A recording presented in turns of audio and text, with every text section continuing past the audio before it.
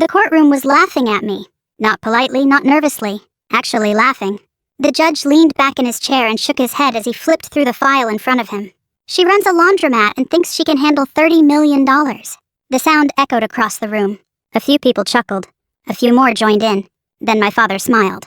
"That's right, Your Honor," he said. "She can't even deal with a lawyer." More laughter. I sat perfectly still. My hands rested in my lap. My expression never changed.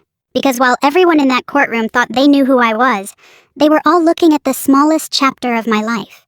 They saw a laundromat owner. They saw a middle-aged woman from Texas. They saw a daughter challenging her wealthy father. What they didn't see was the woman who had spent 15 years managing military supply operations across 3 war zones. They didn't see the classified reports. They didn't see the billions of dollars that had passed under my supervision. And they certainly didn't know the secret buried inside the file my father had just demanded the court open. A secret that within minutes would drain every ounce of color from his face. A secret so devastating that before the day was over, my father would collapse right there in front of everyone. My name is Caroline Adams. And this is the story of how the man who spent his entire life underestimating me finally discovered who I really was. The first time I realized my father loved my brother differently, I was 8 years old. It was Christmas morning in Dallas. The living room smelled like pine needles, cinnamon candles, and the turkey my mother had been preparing since dawn. My younger brother Ethan tore through wrapping paper while Dad watched him with pride. "Look at that," Dad laughed. "That boy's got ambition." Ethan had opened a toy cash register. I had opened a book about aviation. I remember holding it up. "Dad, look." He glanced over for less than a second. "That's nice, sweetheart." Then his attention returned to Ethan. At 8 years old, I didn't understand favoritism. I only understood that one gift seemed to matter more than the other. As the years passed, the pattern became impossible to ignore. When Ethan got a B, Dad celebrated. When I got straight A's, he nodded. When Ethan scored a goal in soccer, Dad told everyone. When I won an academic competition, Dad forgot the ceremony entirely. My mother tried to balance things. She truly did. But Richard Adams filled every room he entered. Successful attorneys tend to develop gravity. People orbit them. My father was one of those men. He walked into a room expecting agreement and usually got it. By high school, Ethan had become the center of Dad's universe. The future Adams legacy. The future businessman. The future success story. I became the practical daughter. The reliable one. The quiet one. The one who never caused problems. One night during my senior year, I sat across from Dad at the dinner table. "I want to join the army." The room went silent. My mother lowered her fork. Ethan stared at me. Dad laughed. Actually laughed. "No." I blinked.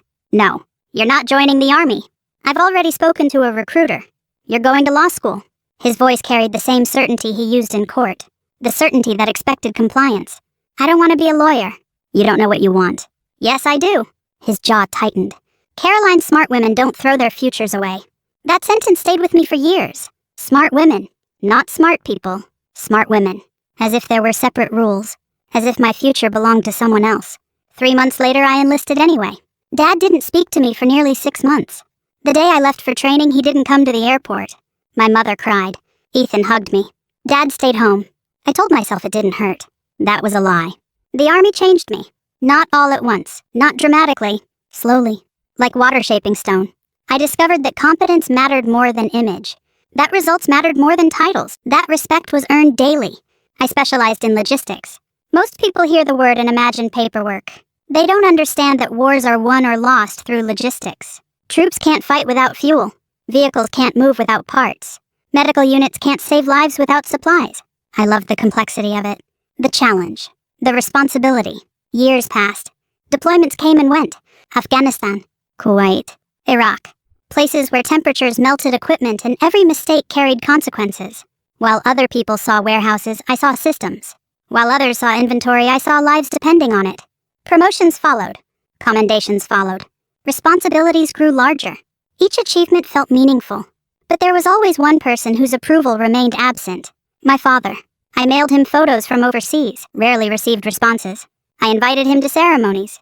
He was always busy. I earned awards. He never attended. One evening after returning home from a deployment, I visited my parents. Dad was hosting a dinner party. The guests included attorneys, investors, and local business leaders. Someone asked about my military career. Before I could answer, Dad smiled. Caroline moves boxes for the army. The table laughed politely. I laughed too, but inside something cracked. Not because he mocked me. Because after all those years, he still had no idea what I actually did. Meanwhile, Ethan was becoming exactly what Dad wanted, or at least what Dad imagined. He launched businesses, failed. Started another, failed again. Opened a restaurant, closed within a year. Invested in a startup, lost nearly everything. Each disaster somehow became someone else's fault. And every time Dad rescued him, checks appeared, loans disappeared, new opportunities materialized. It became a family joke. If Ethan jumped off a cliff, Dad would build him a parachute on the way down. As for me, I invested carefully, quietly, methodically. A few years before retirement from active service, I purchased a laundromat. Nothing glamorous, just a clean neighborhood business. Blue Sky Laundromat. The place smelled like detergent, warm cotton, and fresh coffee. I liked it immediately. People underestimated laundromats, but they generated steady cash flow. Families depended on them. The work was honest, predictable, real. The day Dad visited, he looked around as if I'd purchased a landfill. "This is what you're doing now. It's a good business." He shook his head. "After all those years." I folded a towel. "What? You ended up washing other people's clothes?" I remember smiling. Not because it was funny, because arguing felt pointless. People only see what they're prepared to see. Dad had already decided who I was decades earlier. Then came the event that changed everything. My Uncle William died unexpectedly. He had never married, never had children, and over a lifetime of successful investments, he accumulated an estate worth nearly $30 million. The family gathered expecting a straightforward inheritance process. William had loved all of us, especially me. We talked often. He respected my military career. Unlike my father, he listened. So when the estate documents arrived, I expected fairness. Not favoritism, not miracles, just fairness. Instead, I opened the paperwork and felt my stomach drop. Properties, investment accounts, partnership interests, trust distributions. Almost everything flowed toward Ethan. My share was so small it felt intentional, not accidental. Intentional. I stared at the numbers for a long time. Then I looked again. Then a third time. Because something wasn't right. William would never have done this. Not willingly. And for the first time in my life, I began to wonder whether my father had done more than underestimate me. I began to wonder whether he had cheated me. And that suspicion would lead directly to the courtroom where everyone laughed. A courtroom where my father still believed I was the weakest person in the room. He was about to learn how wrong he was.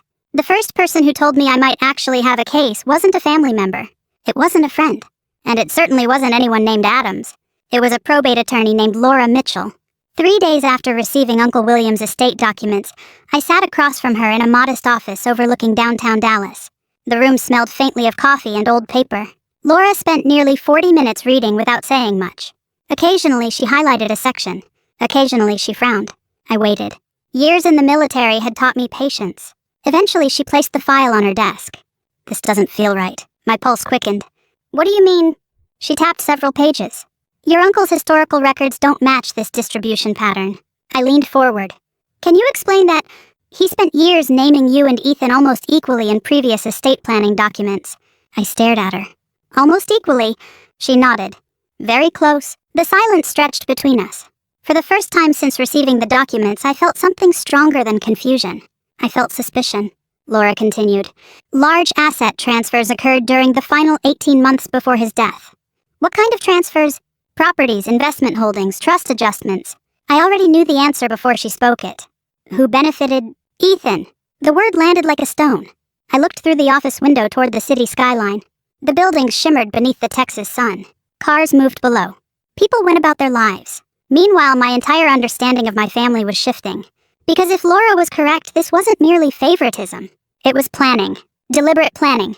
The kind that happened behind closed doors. The kind that left paper trails. The kind lawyers created. My father was a lawyer. A very good one. And suddenly that fact felt less reassuring than it once had. "Can we challenge it?" I asked. Laura folded her hands. "Possibly. Possibly. Caroline, challenging an estate of this size means challenging powerful people." I almost laughed. Powerful people. For 15 years, I'd worked around generals, defense contractors, congressional oversight committees, and federal auditors. Power didn't intimidate me. Dishonesty did. "I want the truth." Laura studied me for several seconds. Then she nodded. "Okay." That single word launched a war. The family reaction arrived almost immediately. Apparently, news traveled faster through wealthy families than through military communication networks. My aunt called first. Then 2 cousins. Then Ethan. The conversations followed nearly identical patterns. Shock. Disapproval. Accusations. "You're making a mistake." Your father is trying to protect the family. William knew what he was doing. Don't embarrass everyone. By the fourth phone call, I noticed something interesting. No one actually addressed the evidence. Nobody wanted facts. They wanted obedience. The same obedience my father had expected my entire life. But I was no longer 18 years old. And I wasn't asking permission. The most painful conversation came from my mother. She called late one evening. I was closing Blue Sky Laundromat. The last dryers hummed softly in the background. Outside rain tapped against the windows. Caroline. Her voice sounded tired. Older. Hi, Mom. A pause. Then a sigh. Does it have to go this far? I closed my eyes. Did Dad send you? No. That answer arrived too quickly. We both knew she was lying. I just want peace. So do I. Then let it go. I stared at rows of neatly folded towels. Thousands of ordinary moments had happened inside that building. Parents doing laundry after soccer games. Retirees chatting over coffee. Single mothers managing impossible schedules. Nobody there cared about inheritance battles. Nobody cared about status. And somehow that simple reality made everything clearer.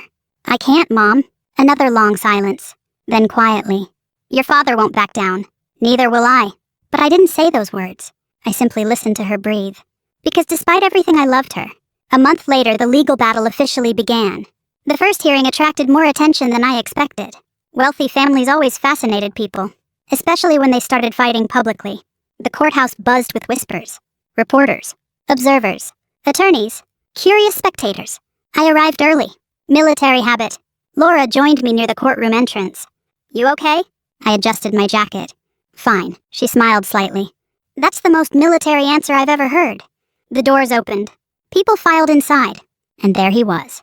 Richard Adams, my father, standing with absolute confidence, expensive suit, perfect posture, the same courtroom presence that had intimidated opponents for 40 years. When our eyes met, his expression remained unreadable, cold, professional, not father and daughter, plaintiff and adversary.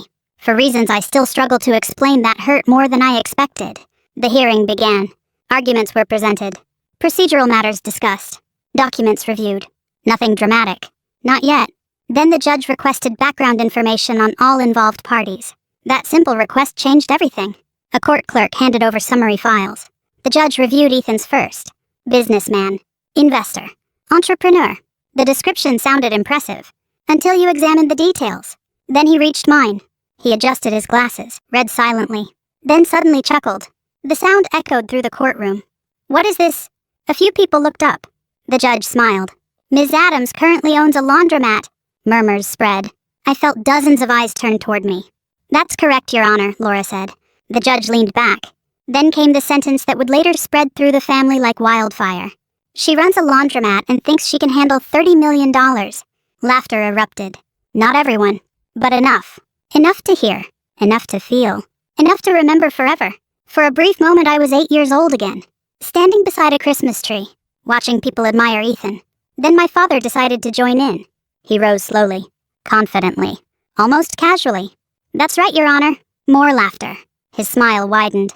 She can't even deal with a lawyer. The room reacted exactly as he'd hoped. People laughed again. Even a few attorneys. I looked directly at him. He never looked away.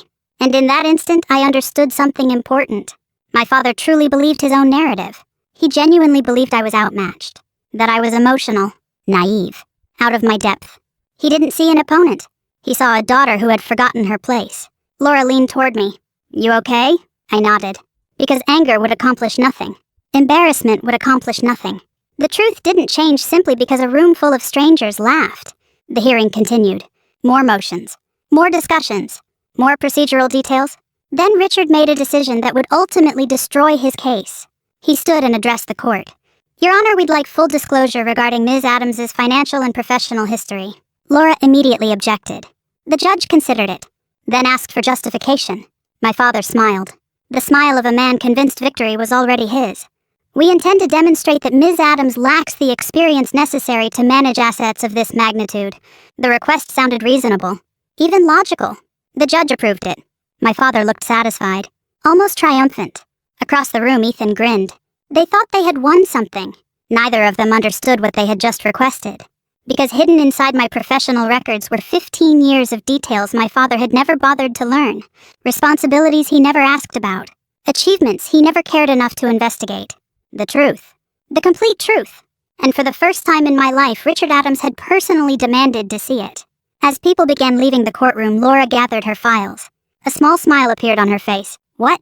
She looked toward my father. Your dad just made a very expensive mistake. Outside, thunder rolled across the Texas sky. Rain clouds gathered above the courthouse. I watched my father walk confidently toward his car. He looked like a man heading toward victory. But victory was moving in the opposite direction, straight toward him. And soon he would open a file that contained the one thing he had spent an entire lifetime avoiding. The reality of who his daughter had become. For the next 6 weeks, my father acted like a man who had already won. Word traveled through the family grapevine faster than any official court filing. According to various relatives, Richard Adams was simply waiting for the evidence to expose me. Apparently, I was supposed to be embarrassed. Supposed to withdraw the lawsuit. Supposed to realize that I was outmatched. Instead, I spent those weeks exactly the way I always handled pressure. I worked. Every morning before sunrise, I unlocked the doors at Blue Sky Laundromat.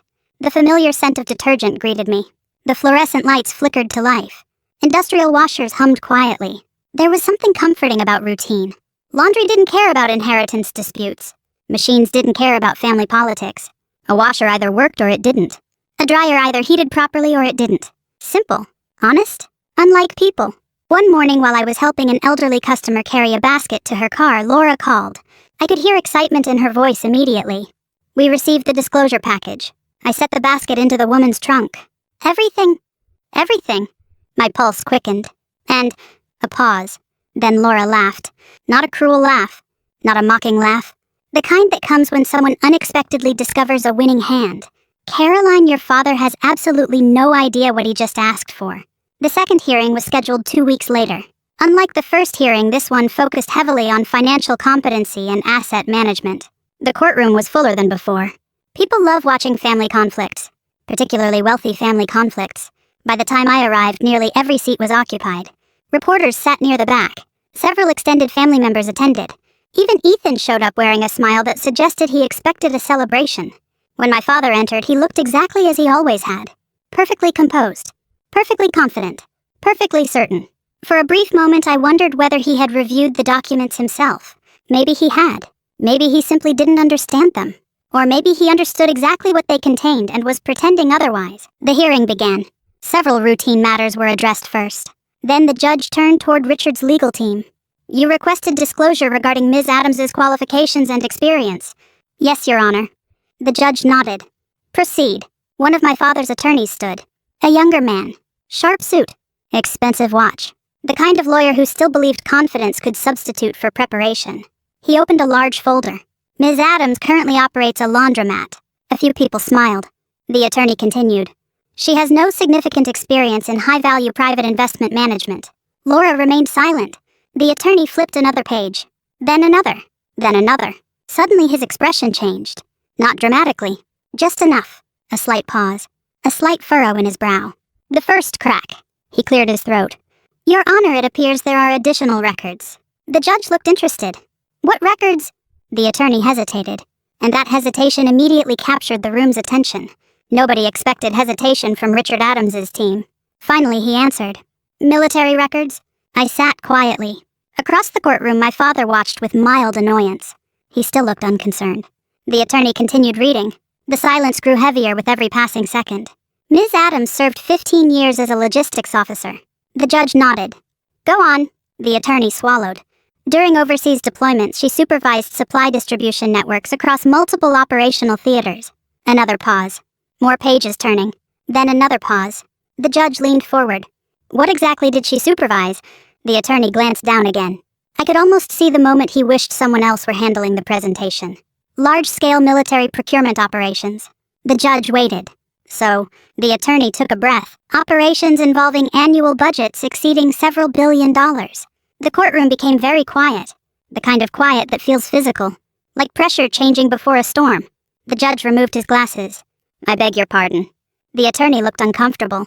According to Department of Defense records, Ms. Adams participated in oversight and coordination involving assets valued in excess of $12 billion. A woman in the gallery actually gasped. The judge stared at me, then back at the attorney, then back at me. I remembered his earlier laughter, his joke about the laundromat. The room remembered too. Suddenly nobody seemed amused anymore. The attorney continued. and things only became worse for my father's case. Or better for mine, depending on perspective. My military evaluations entered evidence, performance reviews, commendations, operational assessments. Every page painted the same picture. Reliable, exceptional, trusted, capable. One evaluation described me as indispensable during a major supply crisis overseas. Another praised my management of emergency logistics involving thousands of personnel.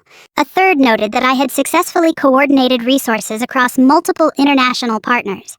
The language was professional, measured, military, yet somehow it carried more weight than exaggeration ever could. Because military evaluations are not written to flatter. They are written to document reality. Then Laura stood. "Your Honor, we'd like to call a witness." The judge nodded. "Proceed." The courtroom doors opened, and General Michael Reeves entered. Even after retirement, he possessed the unmistakable presence of a senior military leader. People sat straighter. Conversation stopped. The general took the oath, then settled into the witness chair. Laura approached. "General Reeves, how long have you known Caroline Adams?" "Approximately 13 years. And in what capacity?" "She served under my command." Laura nodded. "Would you describe her responsibilities?" The general didn't hesitate. "Some of the most complex logistics operations in the military." Several jurists exchanged glances. Laura continued. "Can you elaborate?" The general folded his hands. "Most civilians don't understand military logistics." A faint smile appeared on his face. "They imagine warehouses and paperwork." A few people chuckled nervously. Then his expression hardened. "In reality, logistics determines whether soldiers live or die." The room fell silent again. The general pointed toward me. "Colonel Adams managed operations that affected thousands of service members." My father froze. The title seemed to hit him physically. "Colonel. Not officer. Not employee. Colonel." The judge noticed it too. "Colonel." Laura nodded. "Yes, Your Honor." I saw confusion cross my father's face. Real confusion. Because he genuinely hadn't known. All those years. All those deployments. All those ceremonies. And he didn't know my rank. The realization visibly unsettled him. General Reeves continued speaking. "If I needed someone to manage $10 billion worth of critical national assets, Colonel Adams would be among the first people I'd call." No one laughed. Not anymore. The atmosphere had completely transformed. Hours earlier, I had been the laundromat owner. The daughter who couldn't handle money. The woman who couldn't handle a lawyer. Now people were looking at me differently. Not because I had changed. Because the truth had finally entered the room. But the most devastating moment was still ahead. Laura introduced one final group of documents. Personnel recommendations. Special assignments. Federal contract evaluations. My father requested copies. As he reviewed them, I watched his expression slowly deteriorate. Confidence faded first. Then certainty. Then arrogance. His eyes moved from page to page. Line after line. Fact after fact. Evidence after evidence. The daughter he thought washed clothes for a living had managed responsibilities beyond anything Ethan had ever touched. Beyond anything Ethan would likely ever touch. For the first time since the lawsuit began, my father looked frightened. Not of losing money. Not of losing the case. Something deeper. Something far more painful. He looked like a man beginning to realize he had spent decades misunderstanding his own child. And the worst discovery was still buried inside the remaining documents waiting to be revealed. By the time the third major hearing arrived, the atmosphere inside the courthouse had changed completely. The laughter was gone. The smirks were gone. Even the reporters seemed less interested in the inheritance fight itself, and more interested in the growing mystery surrounding Richard Adams and his daughter. People had started asking questions. How could a father know so little about a child who had spent years serving her country? How could a successful attorney underestimate someone with that level of responsibility? The answers, as it turned out, were far uglier than anyone expected, including me. The morning of the hearing, Texas skies were gray. Rain tapped softly against the courthouse windows. The weather seemed strangely appropriate. Heavy. Uncomfortable. Like something unavoidable was approaching. I arrived early. Laura was already there. She stood beside a stack of binders nearly 2 feet tall. When she saw me, her expression was serious. "No surprises today." That caught my attention. "What do you mean?" "We finally got the internal correspondence." I immediately understood. Emails. Letters. Draft documents. The conversations nobody expected outsiders to see. The private thoughts behind the public decisions. The truth. Laura lowered her voice. "Caroline, some of this is going to hurt." I nodded. "I know. But I didn't know. Not really. There is a difference between suspecting someone has betrayed you and reading proof of it in their own words." The courtroom filled quickly. My mother sat near the back. She looked exhausted. Smaller somehow. as though the last several months had aged her years. Ethan arrived a few minutes later. For the first time since this began, he looked nervous. Not guilty, not remorseful, nervous. Because even he could sense the direction things were moving. Then my father entered. His confidence had diminished noticeably since the previous hearing. Not completely. Richard Adams was not the kind of man who surrendered easily. But something had changed. The certainty was gone. The room noticed it. I noticed it. Most importantly, he noticed it. The hearing began. Laura stood first. Your Honor, we would like to present evidence concerning the estate restructuring process. The judge nodded. Proceed. Several documents appeared on screens throughout the courtroom. Trust amendments, property transfers, financial restructuring agreements, complex legal paperwork. The kind of paperwork designed to hide intentions behind technical language. At first glance, everything appeared legitimate. But appearances can be deceptive. Laura walked slowly toward the screen. Your Honor, we believe these transactions were not motivated by estate planning efficiency. The judge looked up. What were they motivated by? Laura clicked a button. A new document appeared. An email, dated nearly 2 years before Uncle William's death. Sent by Richard Adams, my father. The room became silent. Laura began reading. Not dramatically, not theatrically. Simply reading the words exactly as written. Words my father never expected anyone else to see. Words that changed everything. The email discussed inheritance planning, asset distribution, family succession. Then came the sentence that sucked all the air from the room. I do not want family assets ultimately controlled by Caroline. Silence. Absolute silence. The judge stared at the screen. Laura continued. Another sentence. She lacks the instincts necessary for serious business. A third. Ethan is the natural successor. The gallery shifted uncomfortably. But Laura wasn't finished. Not even close. She displayed another email. Then another. Then another. Each one revealed the same pattern. The same prejudice. The same assumption. Again and again. My father dismissed my abilities, ignored my accomplishments, minimized my experience, not because he lacked information, because he had already made his decision. Years earlier, long before any inheritance dispute existed. Then came the email that broke whatever remained of his defense. Laura displayed it. Nobody spoke. The words stood there for everyone to read, including my father, including me. I will not allow millions of dollars to end up in the hands of a woman who doesn't understand business. The room froze. My mother covered her mouth. Ethan looked down. The judge removed his glasses slowly, very slowly, as if giving himself time to process what he had just read. Then he looked directly at my father. Did you write this? Richard hesitated, for perhaps the first time in his professional life. A man famous for answers suddenly had none. Finally, he nodded. Yes, the judge's expression hardened. There are moments when entire cases shift. Not legally, morally. This was one of them. My father was no longer defending estate decisions. He was defending discrimination. And everyone knew it. I should have felt victorious. Instead, I felt tired. Deeply tired. Because none of this was really about money. Not for me. Never for me. It was about recognition. Respect. The simple desire to be seen honestly. And sitting there listening to those emails, I realized something painful. My father had never actually known me. Not once. Not ever. He had known the version of me he created inside his own head. A version that stopped evolving when I was 18 years old. Laura called one final witness, an estate planning specialist. His testimony was straightforward. The restructuring process had no meaningful financial advantage. No tax advantage. No strategic necessity. The primary result was simple. Caroline received less. Ethan received more. That was it. That was the purpose. That was the plan. When the witness stepped down, the judge looked irritated. Actually irritated. A dangerous thing for any attorney. Especially an attorney who had spent decades appearing before judges. Then Laura stood once more. We have one final matter, Your Honor. The courtroom seemed to lean forward collectively. Even the reporters stopped writing. Laura approached my father. Her voice remained calm. Professional. Controlled. Mr. Adams, may I ask a question? He nodded. Do you know your daughter's military rank? The question sounded absurdly simple. My father blinked. Nobody moved. Seconds passed. Then more seconds. Finally, he answered. No. The word barely emerged. Laura nodded. Do you know how many military commendations she has received? Silence. Again. No. Do you know how many personnel served under her command during her career? His eyes dropped toward the table. No. The courtroom became unbearably quiet. Laura asked one final question. The simplest question of all. Mr. Adams, do you know your daughter? Something happened then. Not externally. Internally. You could see it. The moment a lifetime of assumptions collided with reality. My father stared at the documents spread before him.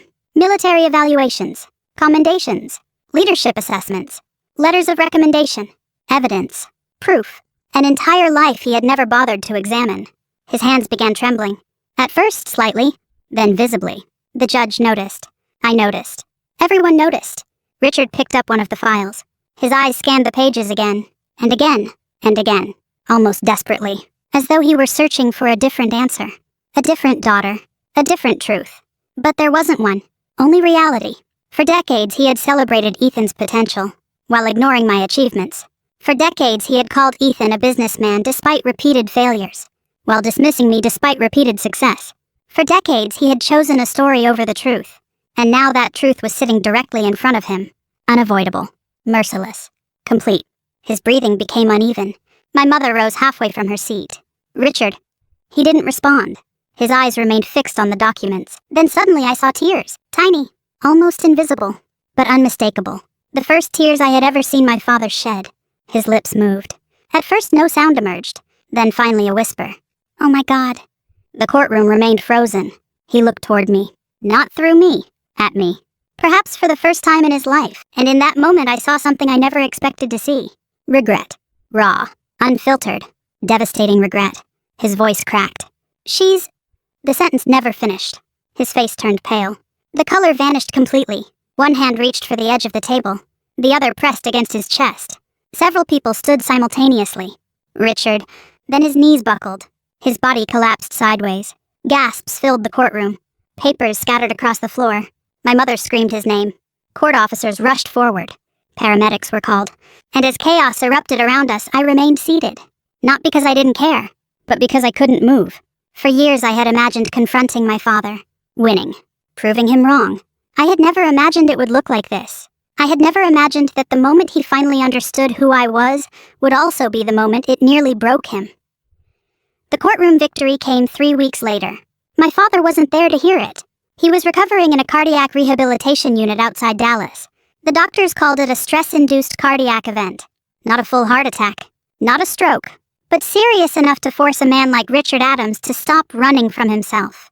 For the first time in decades, he had no courtroom to dominate. No negotiations to control.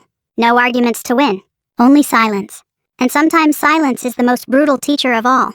The judge's ruling was thorough, methodical, unambiguous.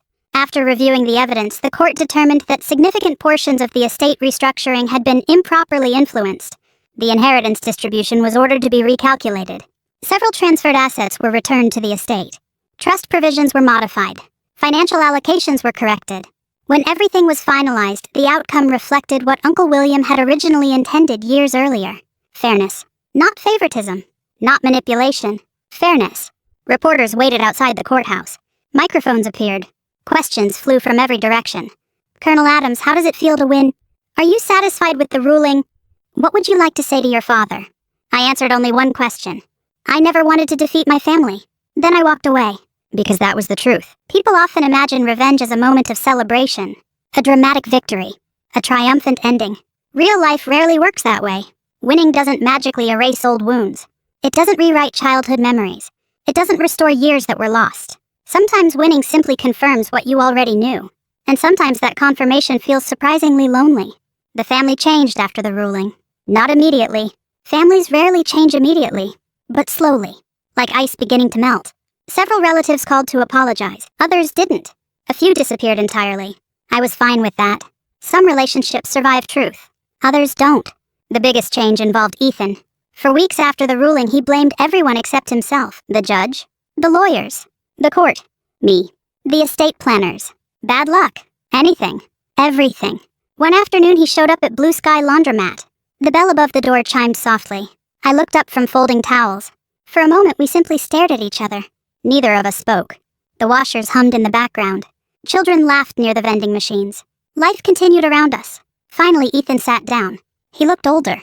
Tired. Not physically. Emotionally. I used to think Dad believed in me. I set the towel aside. He did. Ethan laughed bitterly. No. He shook his head. He believed in who he wanted me to be. The honesty surprised me. He stared at the floor. Do you know what it's like spending your entire life being told you're special? I remained quiet. Eventually you stop trying. His voice softened. You start expecting things. For the first time I saw not the spoiled younger brother who had benefited from favoritism.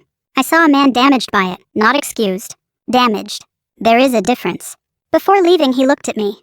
I should have been your brother. You are my brother. No, his eyes glistened. I should have acted like it. Then he walked out. And somehow that conversation healed more than the court ruling ever could. A month later my mother called. Your father wants to see you. The request sat heavily between us. I knew this moment was coming. I simply didn't know whether I was ready. The rehabilitation center sat on the edge of a quiet lake. The afternoon sun reflected off the water. Birds drifted across the surface. Everything felt peaceful. Strangely peaceful. When I entered his room, I barely recognized him. Not because he looked ill. Because he looked smaller. The enormous presence that had filled every room for my entire life seemed diminished. Human. Fragile. My father looked up. For several seconds, neither of us spoke. Then he gestured toward the chair beside his bed. Please, I sat. The silence stretched. Finally he spoke. I spent 40 years believing I understood people. His voice sounded rough. I made a living judging character? He laughed softly. A sad laugh. And I completely misjudged my own daughter. I listened. He swallowed hard. There isn't a day of your life I can get back. His eyes filled with tears. I missed everything. The words emerged slowly. Painfully. I missed your promotions. A pause. I missed your achievements. Another pause. I missed knowing who you became. For years I had imagined hearing those words. I thought they would feel satisfying. Instead, they felt heartbreaking. Because they were true. Every word. My father lowered his head. I'm sorry. Not a legal apology. Not a strategic apology. Not a carefully constructed statement. A real apology. Perhaps the first one he had ever given. We talked for nearly 3 hours. About childhood. About Mom. About Uncle William. About the army.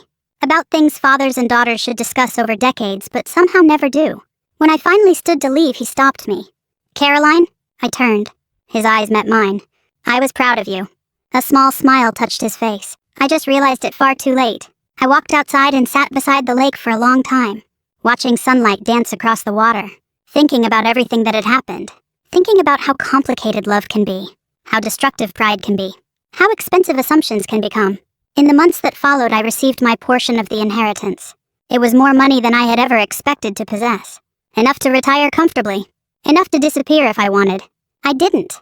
Instead, I created a foundation supporting veterans transitioning into civilian careers. I funded scholarships for military families. I invested in workforce training programs throughout Texas. And every morning I still visited Blue Sky Laundromat. Customers often asked why. The answer was simple. Because that place reminded me who I was. Not Colonel Adams. Not an heir. Not a plaintiff. Not a headline. Just Caroline. A woman who believed honest work mattered. The irony still makes me smile. People laughed because I owned a laundromat. Yet that little business taught me lessons worth far more than $30 million. It taught me dignity, patience, humility, and perhaps most importantly, it taught me never to measure a person's value by their job title. Because titles can mislead. Appearances can deceive. And sometimes the person everyone overlooks is the strongest person in the room. If this story touched you, I'd love to hear your thoughts. Have you ever been underestimated by someone who should have known you best? Leave a comment below and share your story. And wherever you're watching from today, let us know in the comments. We have many more powerful stories about family resilience and second chances to share with you, so subscribe and join us for the next journey. Until then, take care of yourself and never let someone else's opinion define your worth.